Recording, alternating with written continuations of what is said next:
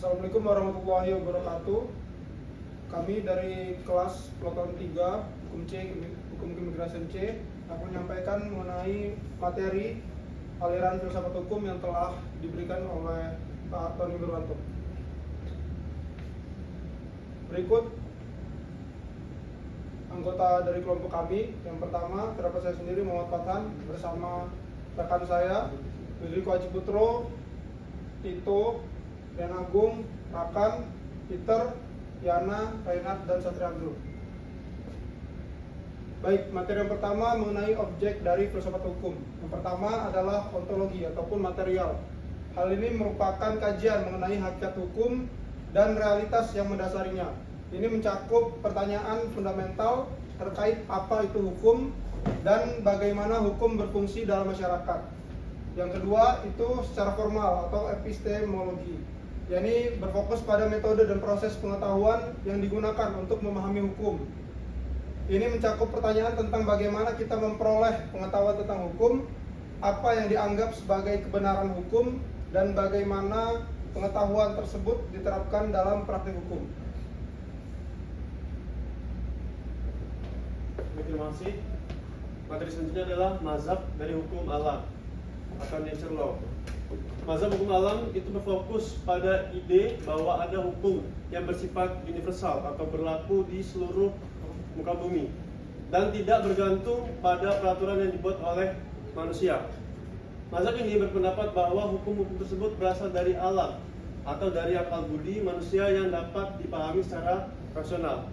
Tokoh-tokoh yang mendukung mazhab hukum alam ini antara lain adalah Plato, Socrates, Thomas Aquinas, serta beberapa tokoh lain seperti Aristoteles dan juga John Locke. Next.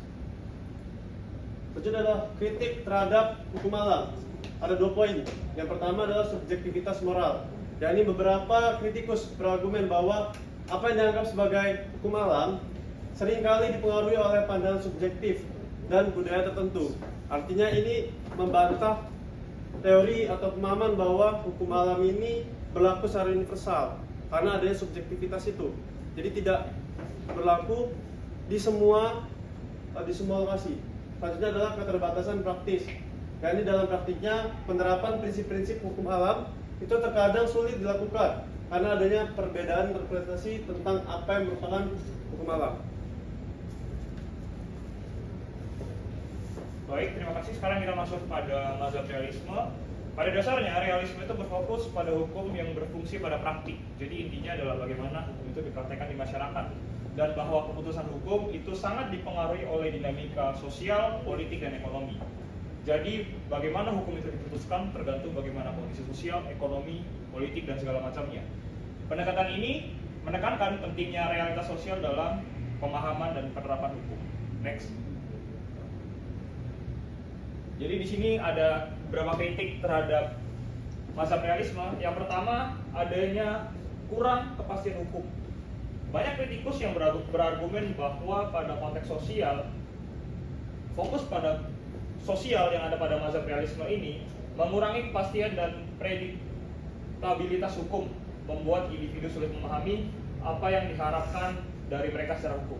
Jadi pada dasarnya kritiknya adalah karena mengarah pada hal-hal yang berbau sosial dan praktek, jadi ada ambigu bagaimana hukum seharusnya dijalankan dan bagaimana seorang individu berjalan sesuai dengan hukum.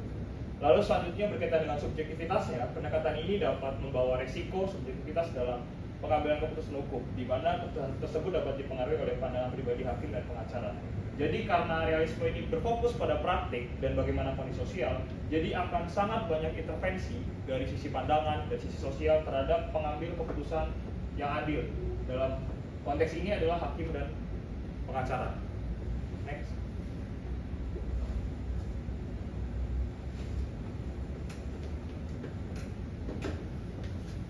Selanjutnya yaitu aliran hukum historikal, yaitu hukum yang tumbuh dan berkembang bersama dengan masyarakat. Apabila suatu hukum masih relevan, maka akan tetap digunakan. Hukum bisa timbul dan tenggelam berdasarkan jiwa masyarakat. Hukum berbasis budaya atau lokal, oleh karena itu hukum disebut dengan revolusioner atau berkembang seiring perkembangan zaman. Pemikiran pokok aliran sejarah. Yang Pertama, hukum tumbuh dan berkembang bersama dengan masyarakat. Apabila suatu hukum masih relevan maka akan tetap digunakan. Hukum bisa timbul dan tenggelam berdasarkan jiwa masyarakat. Yang ketiga itu hukum berbasis budaya atau lokal. Oleh karena itu hukum disebut revolusioner. Penerapan hukum sejarah pada level internasional dan nasional. Pada level internasional basisnya adalah volkes atau jiwa bangsa masyarakat secara keseluruhan yang bersangkutan. Pada level nasional yaitu lingkungan hukum adat yang beragam di Indonesia menjadi dasar pemikiran di dalam pembentukan hukum. Karena dengan dasar pemikiran hukum ada ini maka di Indonesia akan tercipta suatu harmoni.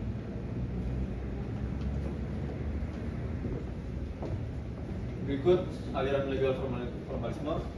Menurut aliran ini, hukum itu adalah seperangkat aturan dan prinsip-prinsip yang independen atau yang terpisah dari institusi-institusi politik. Para pejabat publik harus dapat membatasi diri sehingga harus dikembalikan sebagaimana tertulis. Berikut ciri-ciri formalitas. Pertama, hukum itu terdiri dari aturan-aturan. Yang kedua, aturan hukum itu diberikan makna atau arti atau tujuan. Dan yang ketiga, aturan hukum dapat diterapkan untuk fakta-fakta tertentu, seperti penerapan hukum abstrak terhadap hukum nyatanya. Selanjutnya aliran hukum positivisme. Aliran hukum yang merujuk pada aliran filsafat yang bersifat empiris. Positivisme itu sifat empiris karena hukum itu adalah hukum yang hari ini berlaku di sini dan saat ini. Studi hukum harus dilepaskan dari studi sejarah, sosiologis, moral, tujuan sosial, dan fungsi sosial. Aliran ini memandang hukum sebatas norma atau aturan-aturan yang dipositifkan atau dibuat oleh negara, atau dengan kata lain, hukum itu sama dengan undang-undang. Hukum demikian hakikatnya adalah perintah penguasa yang tentu saja punya otoritas. Aliran positivisme ini memisahkan secara tegas wilayah norma hukum dengan norma-norma sosial. Corak positivisme. Yang pertama, positivisme analitis. Menurut John Austin, hukum itu pada hakikatnya adalah perintah dari penguasa dan negara. Hukum merupakan sistem yang tertutup, tetap, dan logis. 2. Positivisme hukum murni.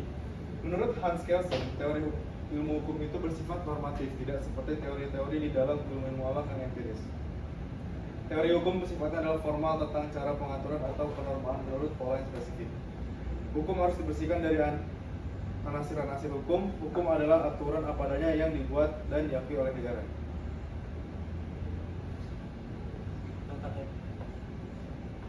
Kemudian berkaitan dengan aliran sociological jurisprudence, yang dimana aliran ini menyatakan bahwa hukum yang baik atau hukum yang efektif itu adalah yang sesuai dengan hukum yang hidup di dalam masyarakat. Jadi inti dari aliran ini berkesan bahwa adanya irisan dengan aliran sejarah, yaitu bahwa hukum itu memang harus mencerminkan nilai-nilai yang hidup di dalam masyarakat. Lanjut. Lalu berkaitan dengan implementasi dari aliran sociological jurisprudence, yaitu hukum yang dibuat itu adalah harus mencerminkan living law. Jadi harus mencerminkan nilai-nilai yang hidup dan berkembang dalam masyarakat. Nah, dari para pembuat hukumnya sendiri juga tidak boleh mengabaikan hal-hal yang sudah ada dalam masyarakat. Lanjut. Kemudian berkaitan dengan sintesa dari aliran sociological jurisprudence, yaitu aliran sociological jurisprudence berada di antara positivisme dan aliran sejarah, di mana hukum itu harus sesuai dengan perkembangan yang terjadi dalam masyarakat. Namun hukum juga akan bertahan apabila dapat menghargai atau menempatkan rasio dalam pembentukan hukumnya itu sendiri. Berkaitan dengan kritik dari aliran ini, yang pertama adalah ada potensi memberikan kriteria yang kurang jelas untuk membedakan antara norma hukum dan adat istiadat atau hal-hal yang berkembang dalam masyarakat. Yang kedua adalah adanya ambiguitas rasio logika antara hukum negara dan hukum yang berkembang dalam masyarakat. Selanjutnya.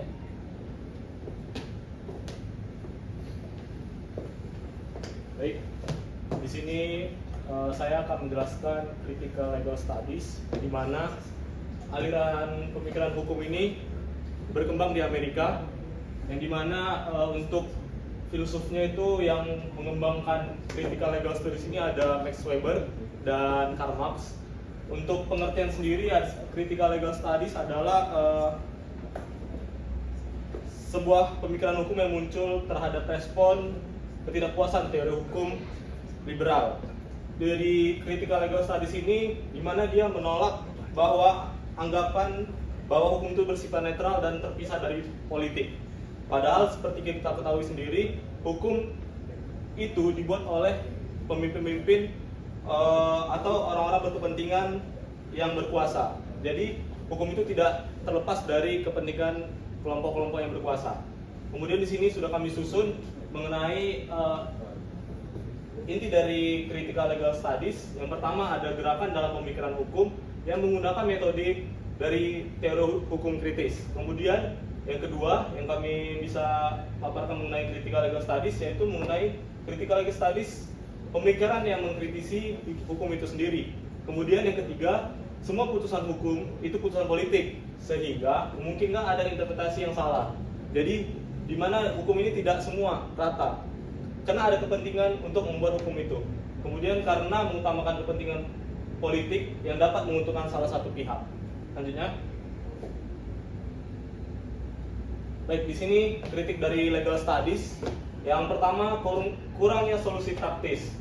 CLS atau critical legal studies sering dianggap tidak memberikan solusi konkret untuk masalah hukum, hanya fokus pada kritik sistem yang ada.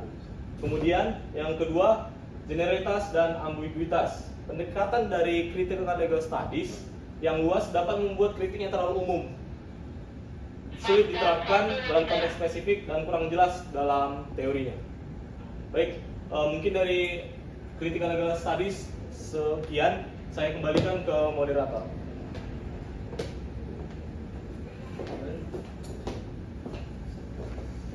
Baik, berikut yang dapat kami sampaikan. Kami ucapkan terima kasih. Wassalamualaikum warahmatullahi wabarakatuh.